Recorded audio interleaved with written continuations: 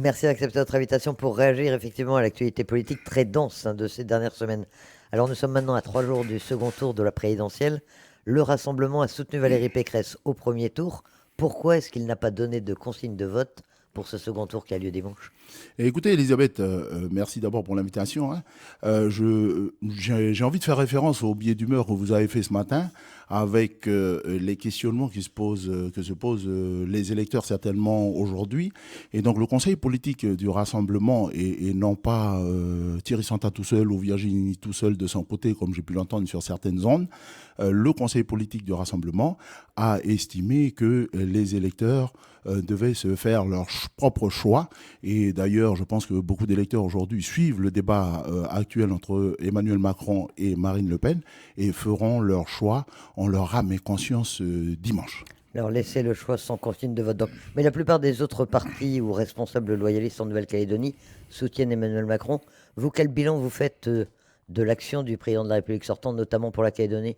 Oui, je vais revenir sur le fait que vous me dites que la plupart soutiennent Emmanuel Macron. J'ai envie de revenir en 2017 où certains ont soutenu Marine Le Pen et qu'aujourd'hui ils soutiennent Emmanuel Macron. Donc il n'y a pas vraiment de constance quand on écoute les positions des uns et des autres au fil du temps. Je ne sais pas quelle sera leur position quand on sera aux prochaines élections présidentielles, mais j'espère d'ici là qu'on aura un peu de constance. Alors, l'actualité en dehors de la présidentielle, c'est aussi en Nouvelle-Calédonie la création d'un groupe loyaliste au Congrès de la Nouvelle-Calédonie. En fait, c'est une scission du groupe Avenir en Confiance, le groupe dans lequel vous continuez à siéger. Comment est-ce que vous expliquez cette rupture avec vos ex-amis depuis 2019, hein, quand même? Bah, je pense que ce sont toujours nos amis, hein, mais je vais utiliser l'adage qu'on dit souvent, hein, quand on a envie de tuer son chien, on dit qu'il a la rage. Donc on sait il y avait des tensions entre nous déjà depuis l'affaire de l'élection du président de congrès en 2021. Mais ce que je veux juste rappeler aux électeurs, c'est que le Rassemblement est resté sur les éléments de langage et sur les engagements qui ont été pris en 2019 auprès des électeurs, que ce soit lors de la constitution du consortium AEC ici dans le Sud, et également lors de la constitution de Agissons pour le Nord, pour ce qui nous concernait dans le Nord. Donc on a pris des engagements en 2019 avec nos électeurs. Les électeurs, quand ils ont mis leur bulletin aux élections provinciales de 2019, ils nous ont donné cette confiance et cette responsabilité, celle qu'on doit suivre, qu'on doit respecter. Quand on arrive à l'élection du président du Congrès et on se fait proposer de remettre un candidat de Calédonie Ensemble à la présidence du Congrès, ça va, on va dire, c'est contraire à ce que les électeurs nous ont mis en 2019.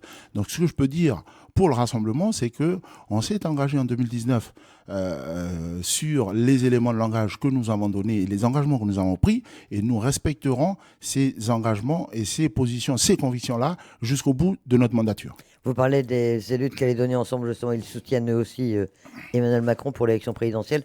Selon vous, est-ce qu'ils ont vocation à rejoindre le groupe loyaliste qui vient d'être créé au Congrès? Parce qu'on parle beaucoup d'un parti unique ou d'une maison commune, hein, c'est l'expression qu'emploie la République en marche en général. Oui, comme je vous disais auparavant, par rapport aux élections de 2017, hein, certains ont soutenu Marine Le Pen en 2017.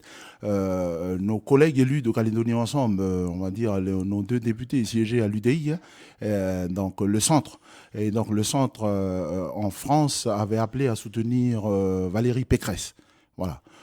Donc quand je dis ça, je dis tout. Hein, je dis ça, je dis tout. Maintenant, l'histoire d'une maison commune ou d'un parti unique, c'est quand même fou.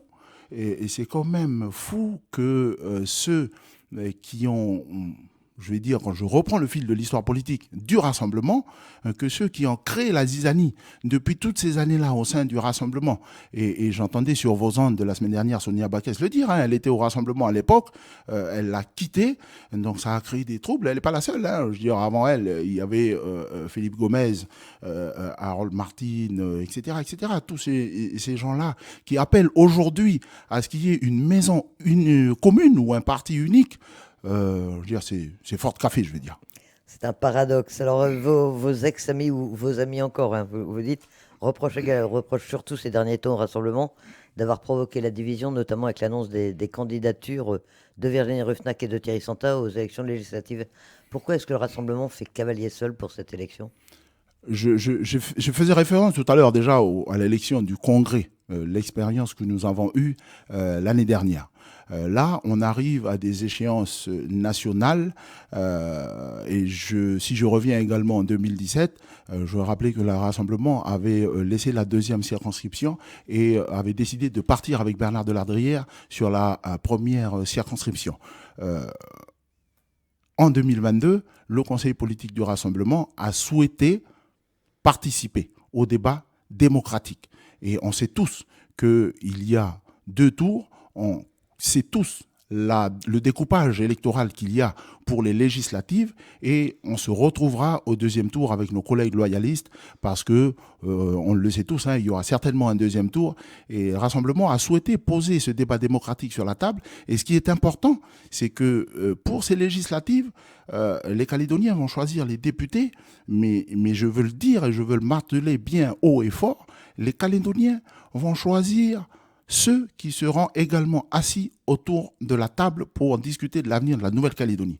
Le Rassemblement a voulu proposer Thierry Santa dans la deuxième circonscription et Virginie Ruffnac dans la première circonscription, avec les compétences qu'ils ont et en fonction également de la responsabilité qu'ils portent en étant des élus portés par le Rassemblement.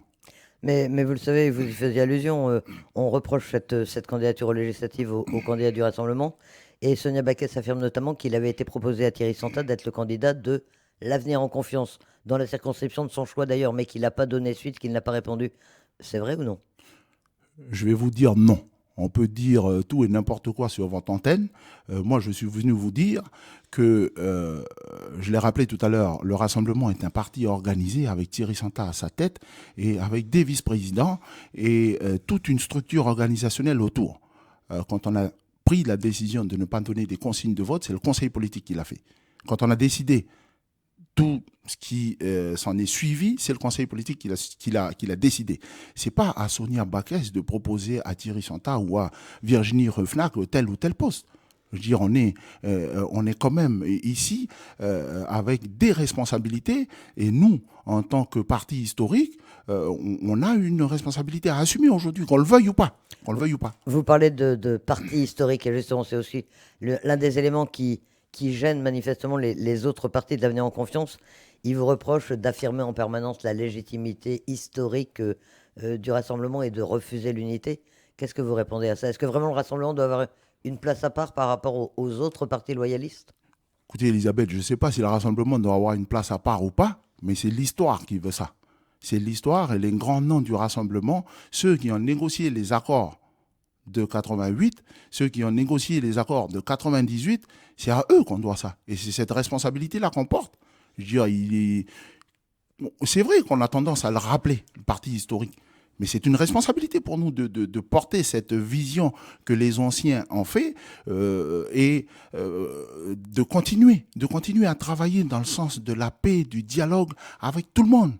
Avec tout le monde. Et également, si je reviens à cette structure qui veut être créée ici dans nos institutions locales pour être la courroie de transmission de LREM, je veux dire, le Rassemblement, même si ça a été les Républicains à un moment donné qui étaient au pouvoir en France, on a toujours assumé notre rôle pour défendre la Calédonie avec la vision qu'on avait en local.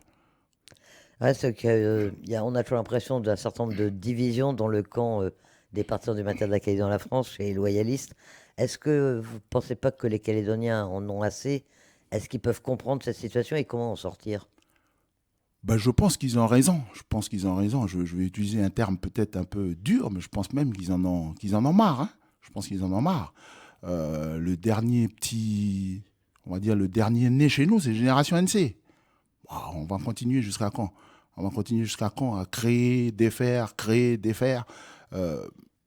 par rapport à ces divisions qui viennent, on va dire, de façon cyclique. Je vais juste rappeler, le Rassemblement, il est là depuis 1975 ou 1900, je ne sais plus exactement la date. En 1977, la première création du RPC. Voilà, où les vieux, ils ont créé le parti dans la fin des années 70. Et le Rassemblement est toujours là aujourd'hui. Et le Rassemblement continuera à être là. demain et après-demain, parce que c'est une responsabilité qu'elle porte. Il a vocation à être autour de la table des discussions pour préparer le futur statut, l'avenir de la Nouvelle-Calédonie. Il en va, sur les élections qui viennent, il en va également de la responsabilité des électeurs, de nous confier cette responsabilité-là ou pas, notamment quand on partira sur les campagnes législatives. Mais nous avons aujourd'hui toujours un sénateur qui est toujours sénateur et qui aurait un rassemblement. Et donc lui également, il sera autour de la table pour discuter parce qu'il porte également cette histoire du rassemblement et cette histoire de la Nouvelle-Calédonie avec l'ensemble des accords qui ont été signés. Et je pense qu'il contribuera avec la jeune génération à écrire la future histoire de la Nouvelle-Calédonie. Alcide Ponga, maire de Kouawa, élu de la province Nord et du Congrès, vice-président du Rassemblement. Merci d'accepter notre invitation ce matin. Merci Elisabeth et merci aux auditeurs.